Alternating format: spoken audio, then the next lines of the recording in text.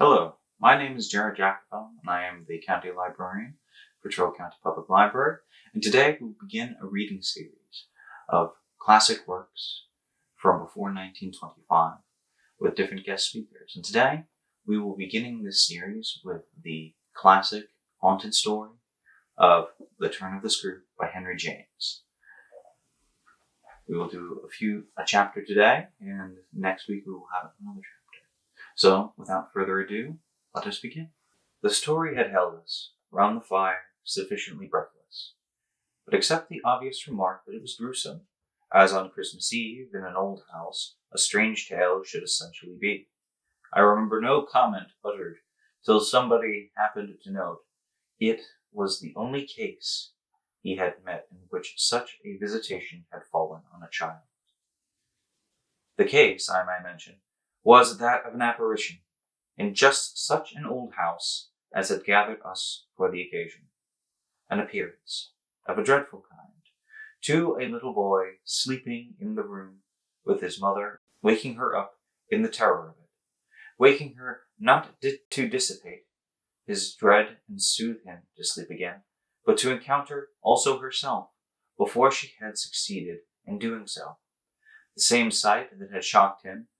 It was this observation that drew from Douglas, not immediately, but later in the evening, a reply that had the interesting consequence to which I call attention. Someone else told a story not particularly effective, which I saw he was not following. This I took for a sign that he had himself something to produce, and that we should only have to wait. We waited, in fact, 2 nights later. But that same evening, before we scattered, he brought out what was on his mind.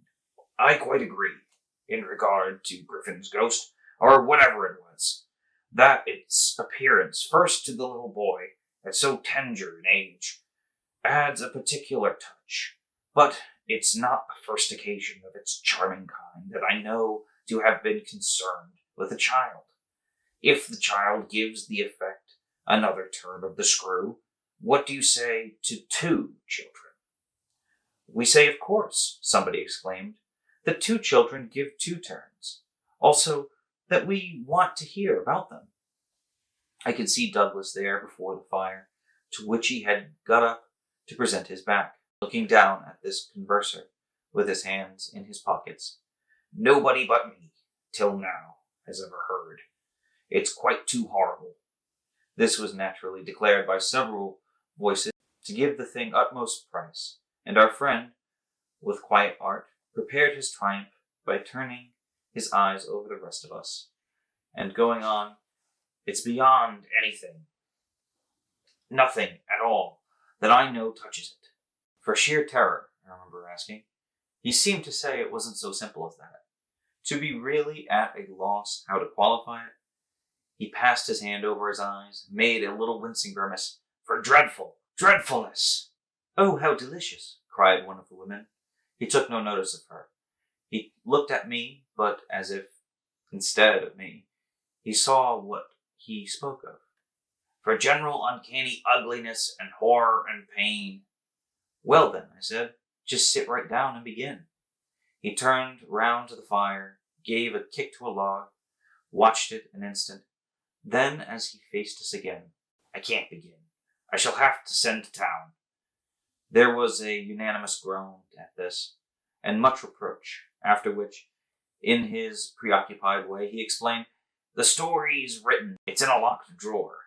It has not been out for years. I could write to my man and close the key. He could send down the packet as he finds it. It was to me, in particular, that he appeared to propound this. Appeared almost to appeal for aid, not to hesitate. He had broken a thickness of ice. The formation of many a winter had had his reasons for a long silence.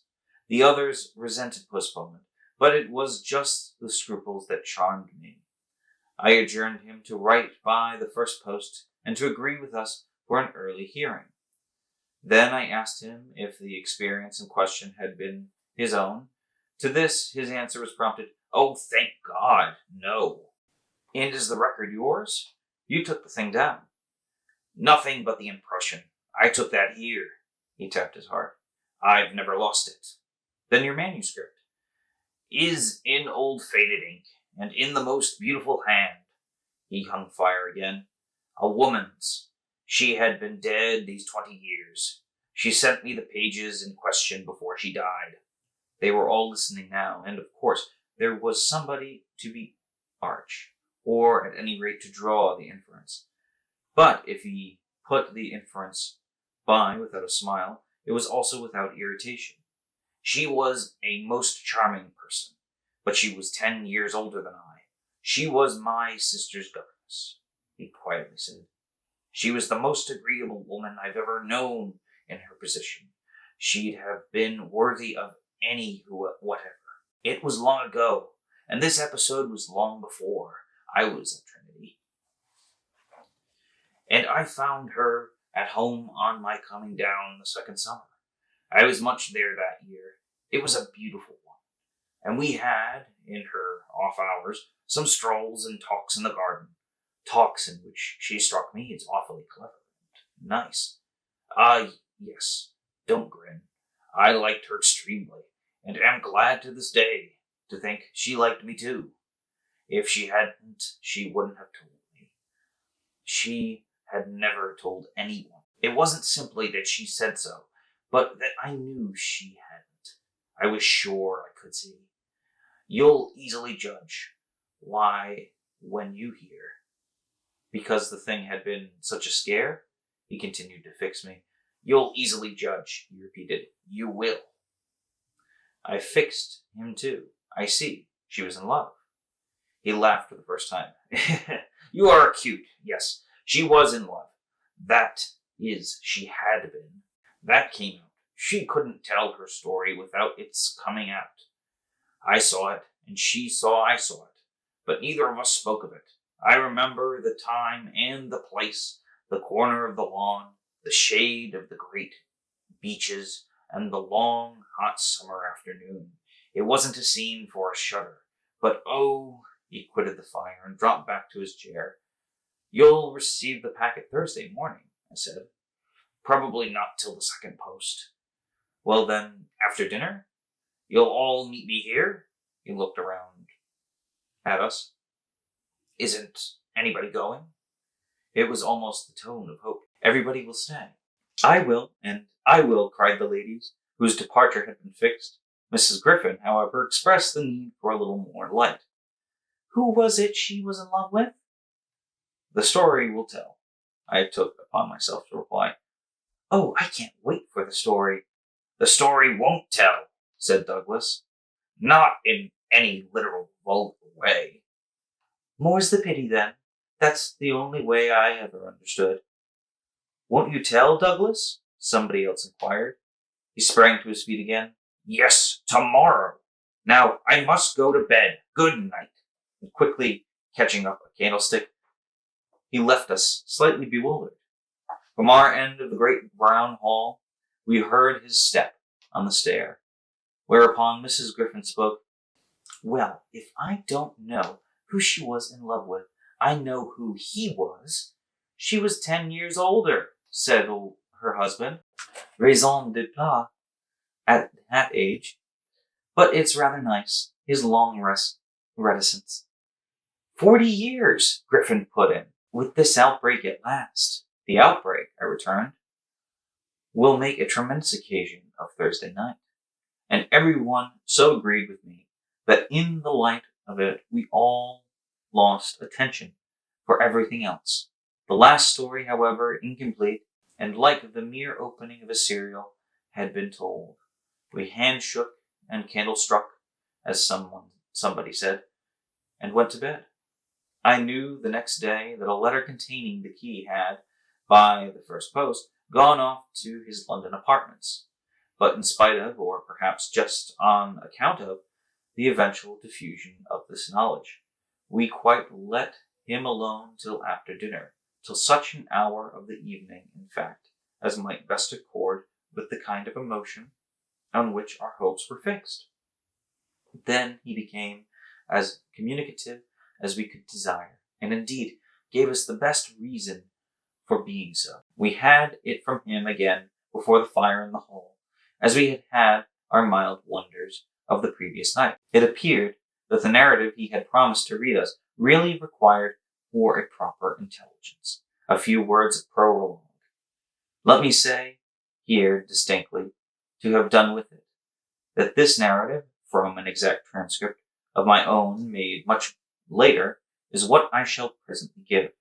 Poor Douglas, before his death, when it was in sight, committed to me the manuscript that reached him on the 3rd of these days, and that on the same spot, with immense effect, he began to read our hushed little circle on the night of the 4th. The departing ladies, who had said they wouldn't stay, didn't, of course, thank heaven, stay.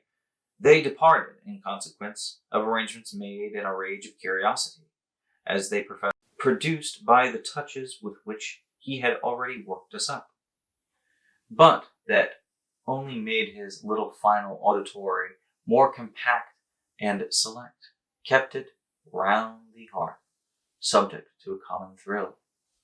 The first of these touches conveyed that the written statement took up the tale at a point after it had, in a manner, begun.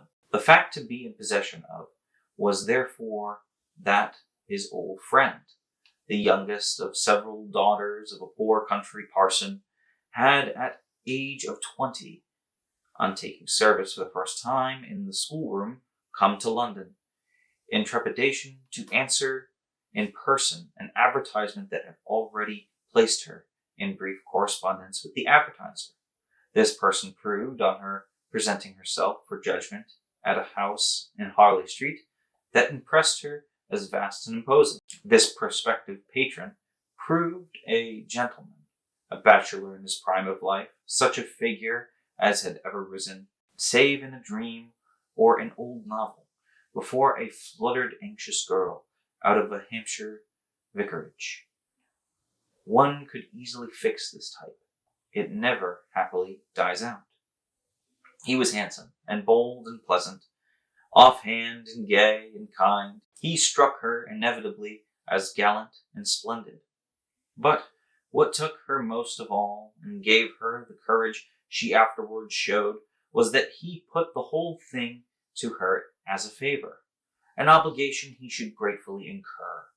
She figured him as rich, but as fearfully extravagant, saw him in a glow of high fashion, of good looks, of expensive habits, of charming ways with women. He had, for his town residence, a big house filled with spoils of travel and the trophies of the chase, but it was to his country home, an old family place in Essex, that he wished her immediately to proceed. He had been left by the death of his parents in India, guardian to a small nephew and a small niece, children of a military brother whom he had lost 2 years before. These children were, by the strangest of circumstances for a man in his position, a lone man without a right sort of experience or a grain of patience, very heavy on his hands. It had all been a great worry, and on his own part, doubtless, a series of blunders. But he immensely pitied the poor chicks, and had done all he could, had in particular sent them down to his other house, the proper place for them, being of course the country, and kept them there from the first with the best people he could find to look after them, parting even with his own servants to wait on them, and going down himself, whenever he might, to see how they were doing. The awkward thing was that they had practically no other relations, and that his own affairs took up all his time. He had put them in possession of Blythe, which was healthy and secure, and had placed at the head of their little establishment, but below stairs only, an excellent woman, Mrs. Gross, whom he was sure his visitor would like, and who had formerly been maid to his mother. She was now housekeeper, and was also acting for the first time as superintendent to the little girl, of whom, without children of her own, she was by good luck extremely fond. There were plenty of people to help, but of course the youngest lady, who should go down as governess, would be in supreme authority. She would also have, in holidays, to look after the small boy, who had been for a term at school, young as he was to be sent. But what else could be done? And who, as the holidays were about to begin, would be back from one day to the other? There had been, for the two children, at first a young lady whom they had the misfortune to lose. She had done for them quite beautifully. She was a most respectable person till her death, the great awkwardness of which had, precisely, left no alternative but the school for little Miles. Mrs. Gross, since then, in the way of manners and things, had done as she could for Flora, and there were, further, a cook, a housemaid, a dairywoman, an old pony, an old groom, and an old gardener, all likewise thoroughly respectable. So far had Douglas presented his picture, when someone put the question, "And what did the former governess die of? Of so much respectability?" Our friend's answer was prompted, "That will come out, I don't anticipate." "Pardon me? I thought that was just what you are doing." "In her successor's place," I suggested, "I should have wished to learn if the office brought with it necessary danger to life," Douglas completed my thought. "She did wish to learn, and she did learn. You shall hear tomorrow what she learnt. Meanwhile, of course, the prospect struck her as slightly grim. She was younger, untried, nervous. It was a vision of serious duties and little company, of really great loneliness. She hesitated, took a couple of days to consult and consider. But the salary offer much exceeded her modest measure, and on the second interview she faced the music. She engaged," said Douglas. With this made a pause that, for the benefit of the company, moved me to throw in, the moral of which was, of course, the seduction exercised by the splendid young man. She succumbed to it. He got up and, as he had done the night before, went to the fire, gave a kick to a log with his foot, then stood a moment with his back to us. She saw him only twice. Yes, but that's just the beauty of her passion. A little to my surprise on this, Douglas turned around to me. "It was the beauty of it. There were others," he went on, "who hadn't succumbed. He told her frankly all his difficulty, that for several applicants the conditions had been prohibitive. They were somehow simply afraid.